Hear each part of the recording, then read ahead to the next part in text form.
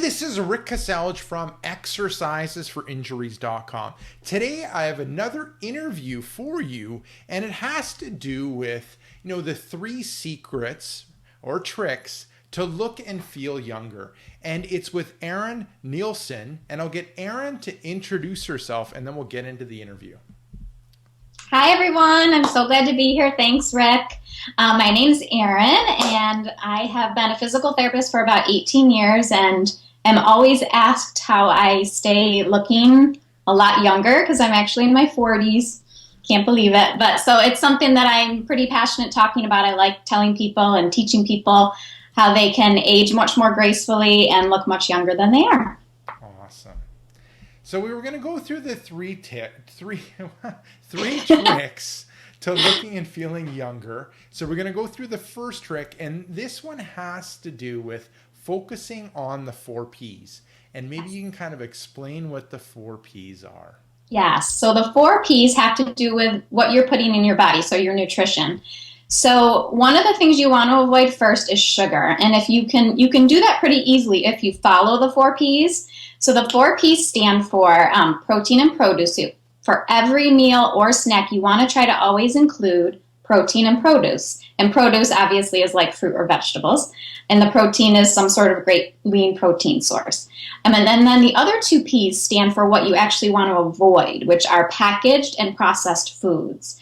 Most of those foods are filled with a lot of sugar and a lot of ingredients that you don't want in your body that can actually make you crave more bad foods. So you just want to try to stay away from those as much as possible. So if you keep it simple, do the 4 Ps, you're going to be doing great. And it's going to make your skin look younger because you're not eating all that bad sugar and processed food that ages you faster.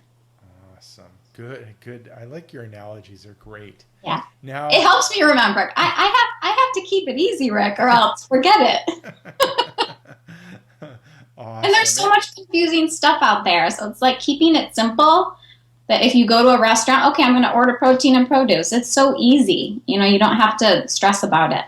Yeah. And it usually, I mean, that what I focus in on is the injury and pain stuff. And a lot of times, people try to overcomplicate things and overanalyze things. And a lot of times it's just small. It's usually the simple things. Yes. And being consistent with the simple things and realizing just small little tweaks can end up having big impacts. Yes. And, I think someone said it earlier this week that I interviewed. I mean, you're looking for those things that are the small hinges that end up swinging big doors. And that's what I try to do when it comes to injury and pain. So yes, I can make it insanely complicated, and we can talk about the shoulder for 8 hours, but really it's a lot of times if you can do the big concepts and you implemented the big concepts, a lot of times you're going to get the results that you want. And if you haven't got the results that you want or as much of the results that you want, okay, now we go to the next level of detail. And right.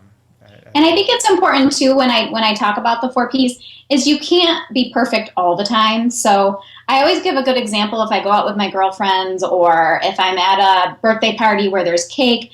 It's not like you can never have a bite of cake or a bite of dessert. I usually just say a great secret for that is just take 3 bites. So you still get the little taste. It's not something you're doing every day. It's not going to derail all your daily efforts. So I think trying to be perfect can be a big roadblock for people too.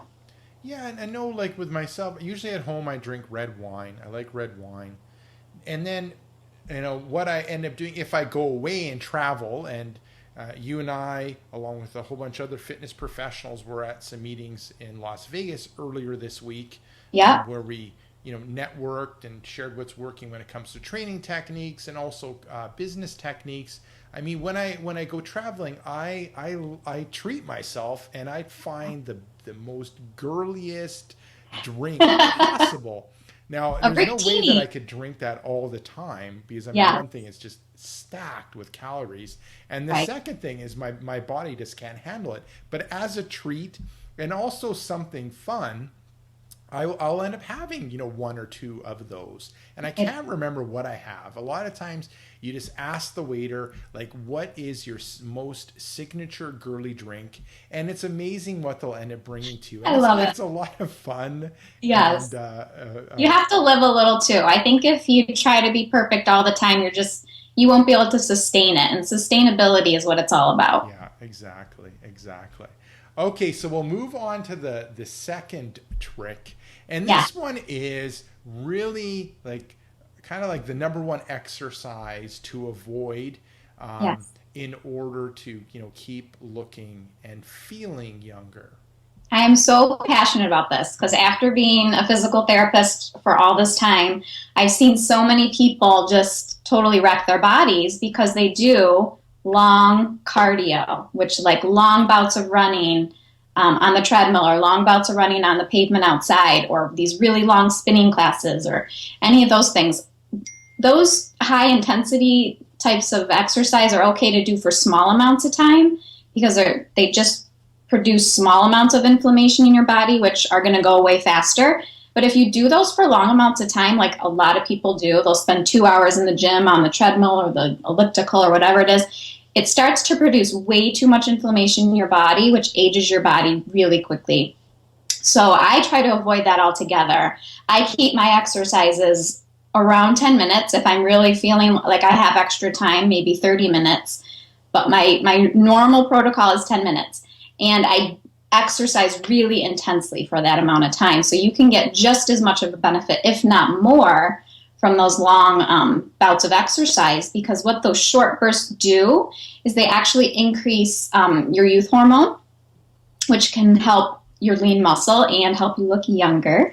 So that's a great thing. And then it also increases your what we call EPOC, or what we call excess post-oxygen consumption. It's a big, long scientific name, but it's just the amount, percentage of how many calories you're burning. And when you do those short burst workouts, you can burn up to 36% more calories after the workout for up to 38 hours. So you're driving to work or you're picking up your kids or you're sitting at work and you're burning more calories. Ah, cool. So it's Good. pretty cool. So that's why I'm a really big fan of short burst workouts that are intense versus the long, slow, boring workouts. Yeah. And I know When I that started doing those, I actually started noticing my skin improving because I used to be one of those people that worked out for 2 hours and you look exhausted, you feel exhausted, and it ages you faster. yeah, good point. Good point.